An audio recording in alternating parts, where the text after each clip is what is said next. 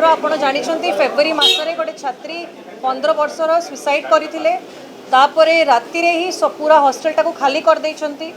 मासे हो गला काली गोटे निर्देश देले समस्त पेरेंट्स मानक छात्री मानक कि आओ छात्री माने हॉस्टेल रे रहिबे नाही ताकर व्यवस्था बाहर करंतु। तो यही समय रे 300 रु अधिक छात्री माने जेतेबेले 9, 10, 10th रे पढुछंती हॉस्टेल रे रहउछंती विभिन्न विभिन्न जिल्ला रो आसिक रहउछंती से माने एई मुहूर्त रे कोठी जेबे कोठी रहिबे ता संगरे अलगा जगह एडमिशन भी बंद हो जाइए जो कि एबे मंत्री को भेटिकी तांको भी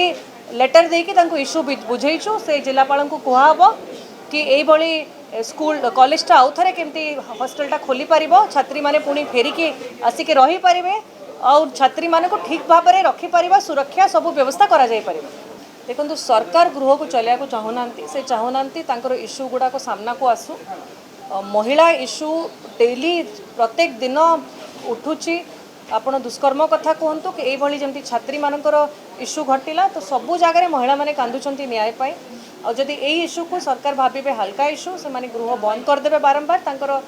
जमती भूलटा लोकों सामने न आसू किंतु आमे जो प्रोटेस्ट जारी रखीचु से प्रोटेस्ट जारी रहिबो जे पर्यंत हाउस कमिटी गठन करा जिवो नाही।